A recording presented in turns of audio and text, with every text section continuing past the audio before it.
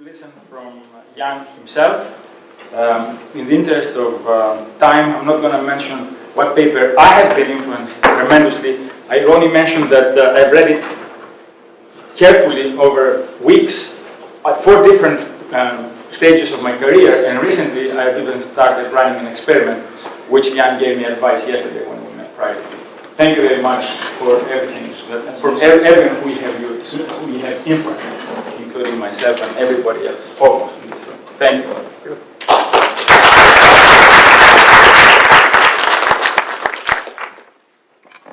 I feel slightly uneasy not facing the blackboard, because I spent most of my life actually facing the blackboard, writing equations of physics theorems, but it would be hardly polite. Well, I must say I was surprised when Brian contacted me on this, and then the thing is my 75th birthday. Well, it's actually not anything that all you have to do is not die. And I succeeded, but that's about it. But of course I could not hardly refuse this, and I'm glad indeed that I didn't, because this is a very pleasant visit, and I like today very much.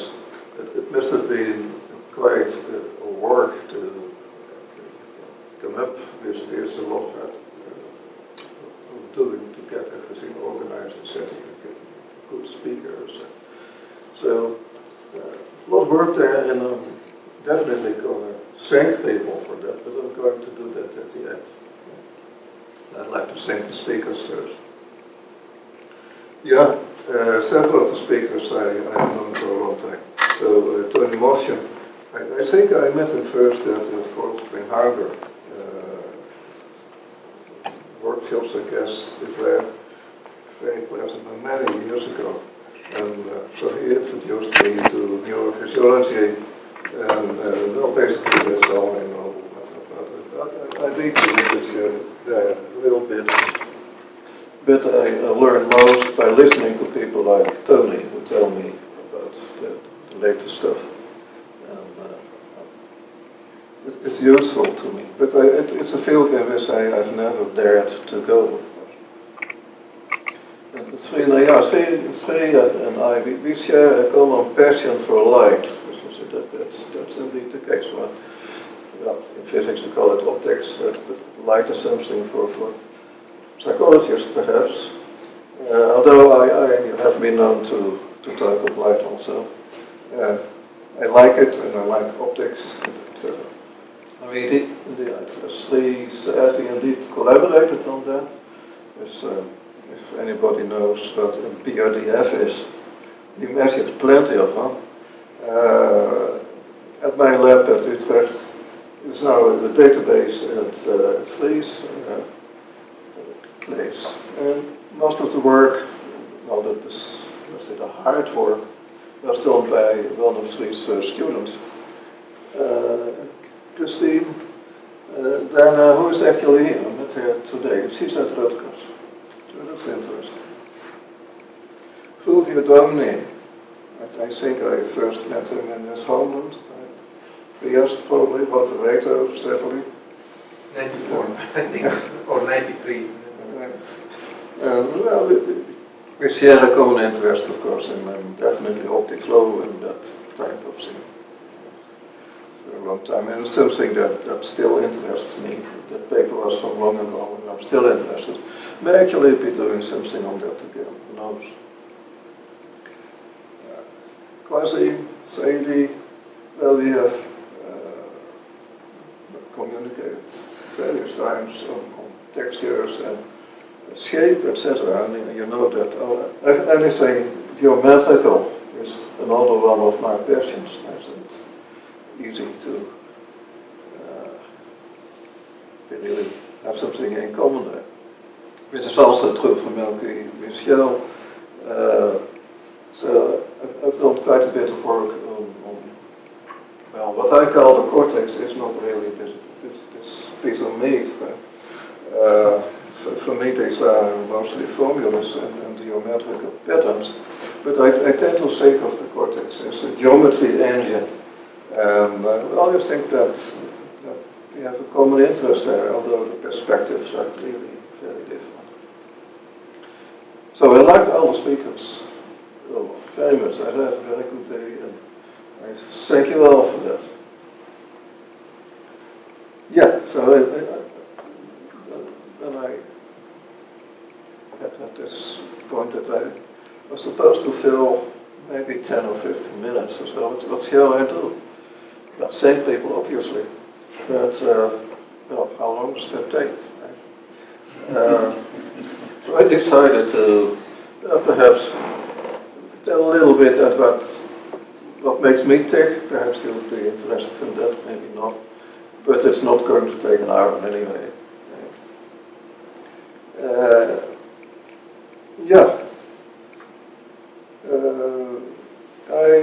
I'm from physics, most people know that. I actually started out in astronomy, but became physics, still like that. And I pursued that in various ways. So I've spent, I think, more than half of a century in laboratories now. Right, that's not quite a long time to think about it. And in that time, of course, lots of things changed. Maybe say a few things about that.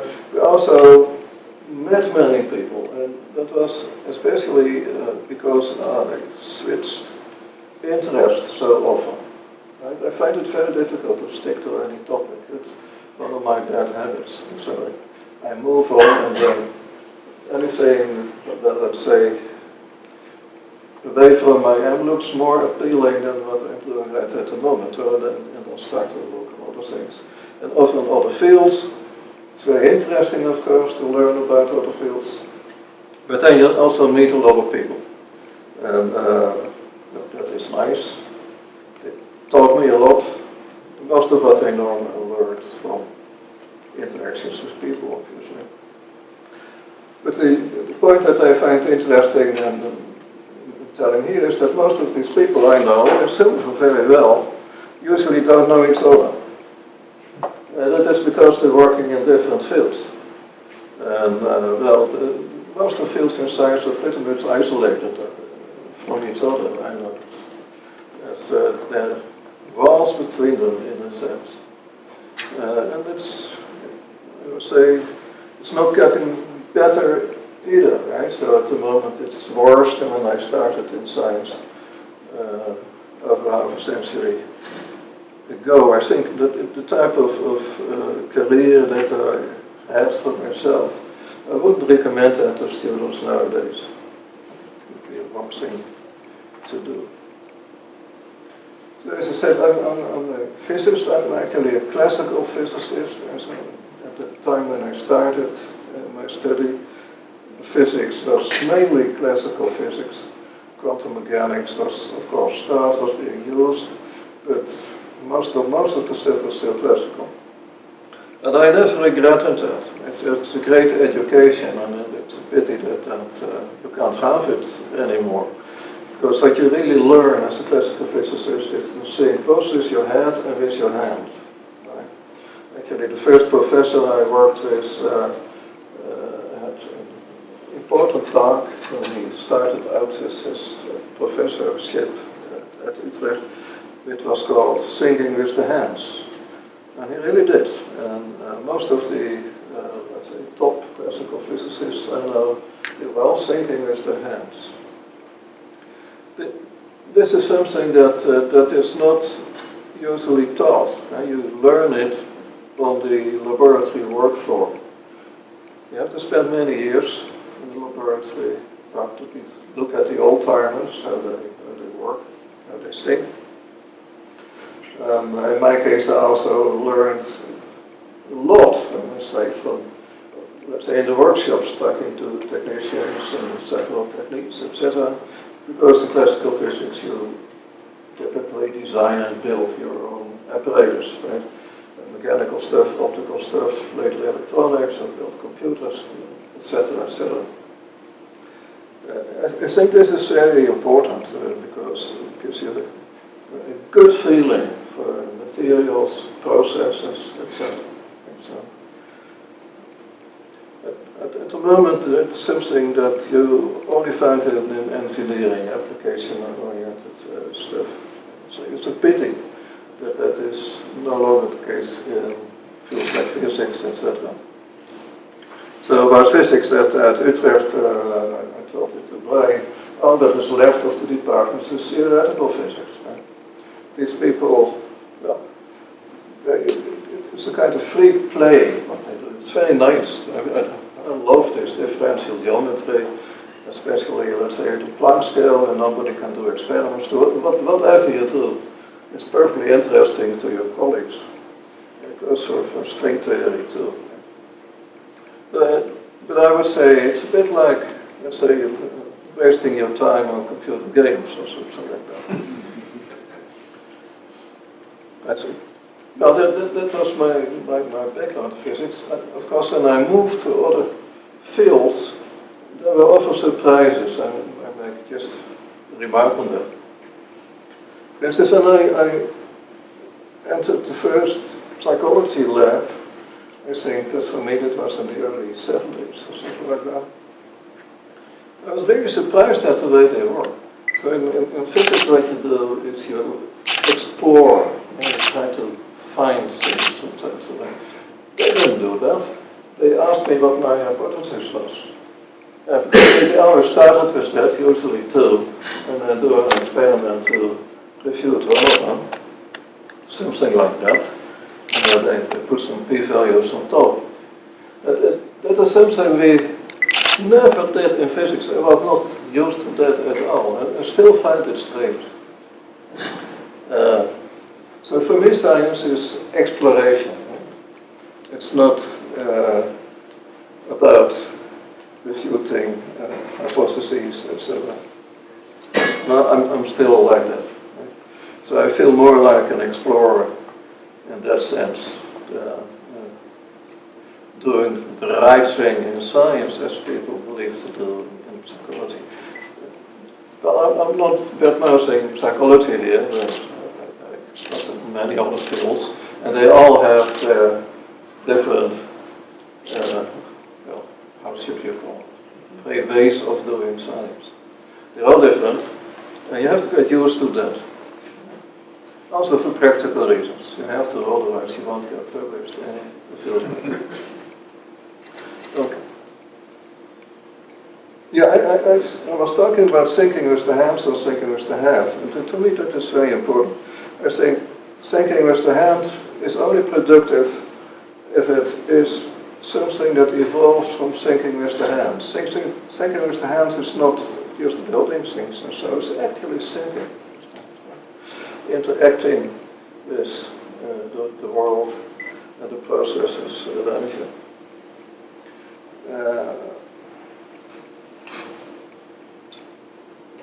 Yeah, and once you start thinking, I must confess that I did a lot of thinking with the head too. In some cases, even pure mathematics. I especially like differential geometry and things like that. I've been known to do things that I actually also knew in mathematics.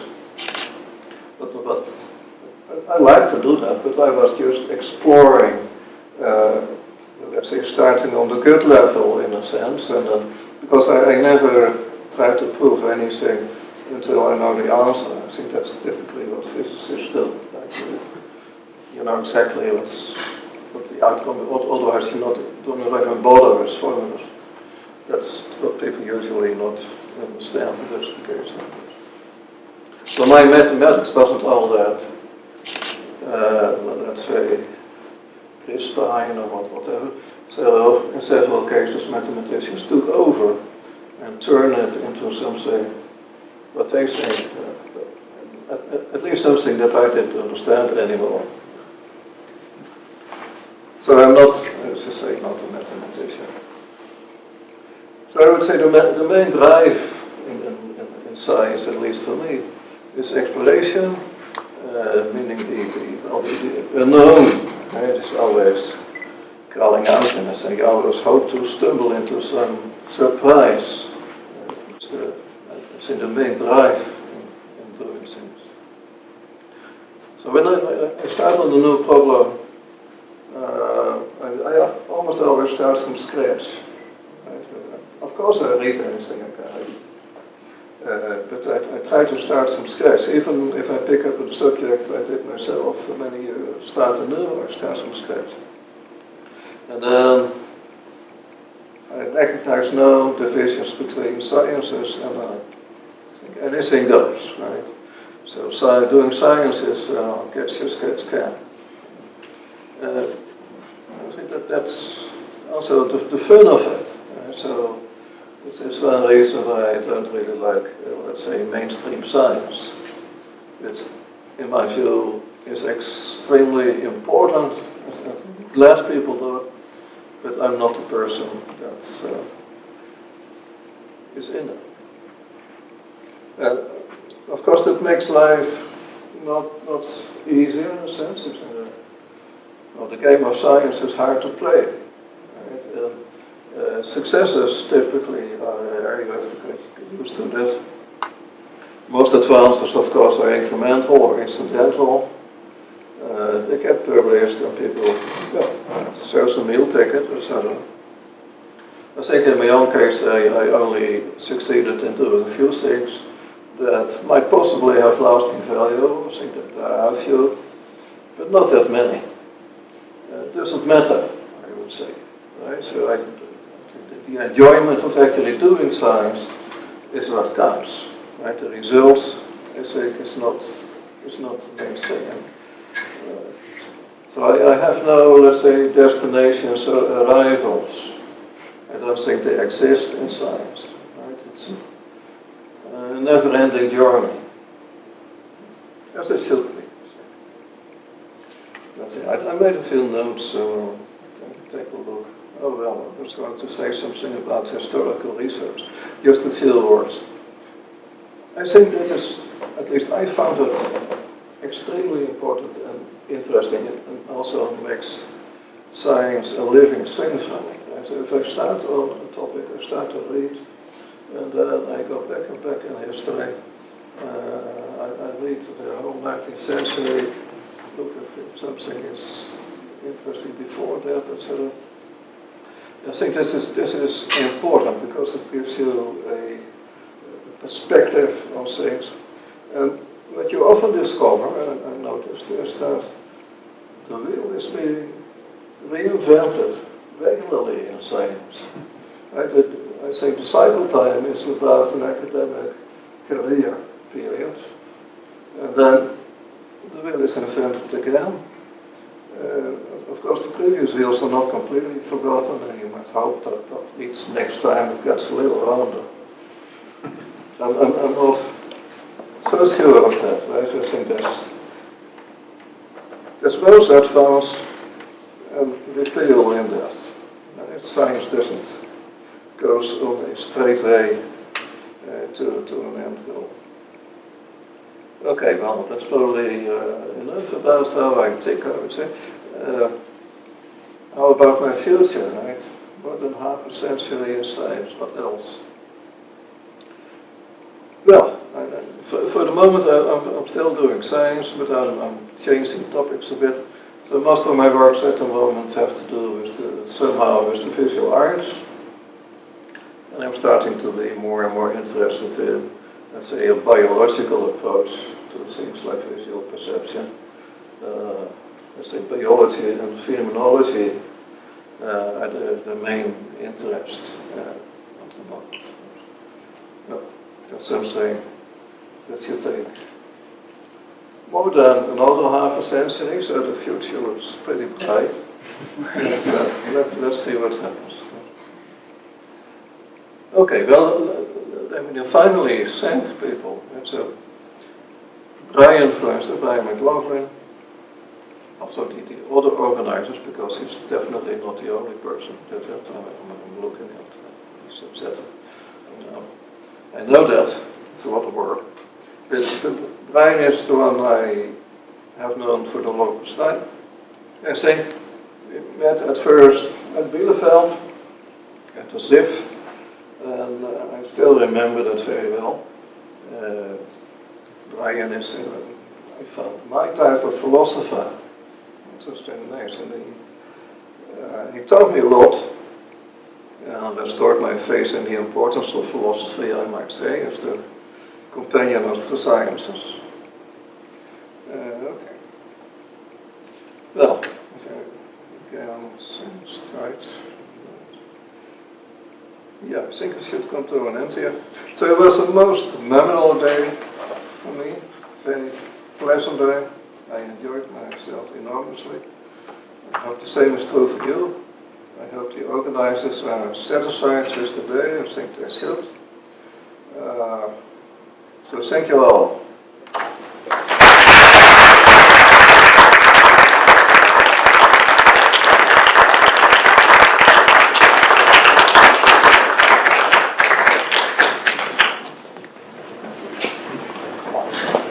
So Jacob, Jacob will conclude.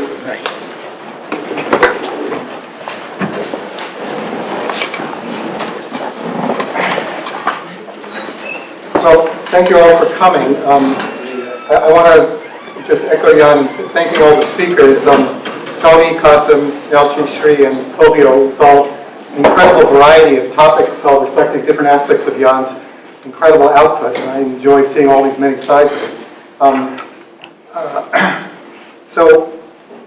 And second, I want to thank Jan himself for all that he's taught us over the years. So, I personally have been most influenced by something that didn't come up in a lot of the talks. It came up a little bit in Fulvio's talk.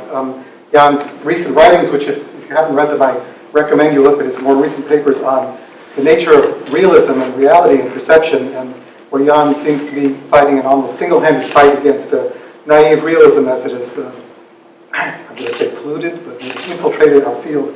I mean, this is related to some things that came up today, but it's a little different, and I really recommend that you read some of his recent writings about realism.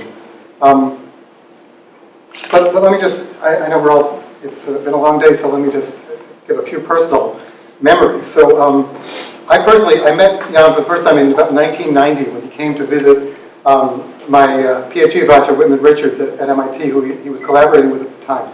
This was around the time that Jan's book, Solid Shape, had just come out, which was if you haven't seen it, I strongly recommend you pick up a copy immediately. Solid Shape is a kind of virtuosic encyclopedia of 3D geometry.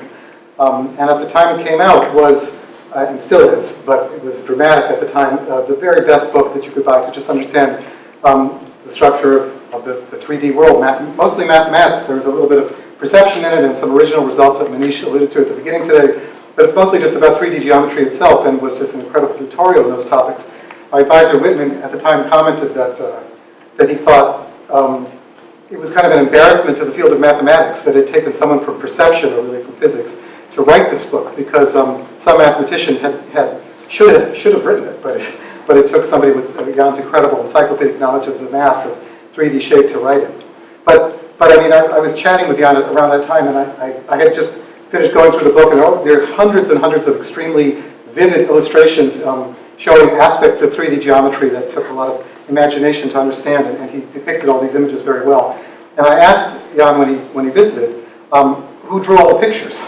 Because in my kind of naive state as a graduate student, I imagined that he had an army of peons doing all the illustrations and doing all the scut work of writing a book like that. But of course, Jan said that he drew every picture himself. I think actually with pen and paper, and then they were scanned. Just the amount of knowledge that he personally brought to bear on the subject was incredible. But the other, same conversation, but the other story that really stuck with me was I mentioned to Jan at the time that I was trying to work out the mathematics for a problem in my dissertation, which I was struggling with, and he said, well, you have to get the ideas first, the concepts. The concepts come first, and the math will always come later to support the ideas. The math is not primary, which I thought was kind of amazing coming from somebody with such an encyclopedic mathematical knowledge, but that advice has stuck with me throughout the years and has turned out to be absolutely true. So thank you, Jan, for all that you've taught us over the years. So finally, I just want to thank the organizers, Thomas Pop Thomas and Brian McLaughlin and Manish Singh, for organizing this event, which I think has come off really well, and I really enjoyed myself, and I hope Jan did as well. And also the staff who made it possible, Sarah Pixley and Joanne Melly, etc. So thank you to them, and let's all give the speakers and the staff and the organizers a hand.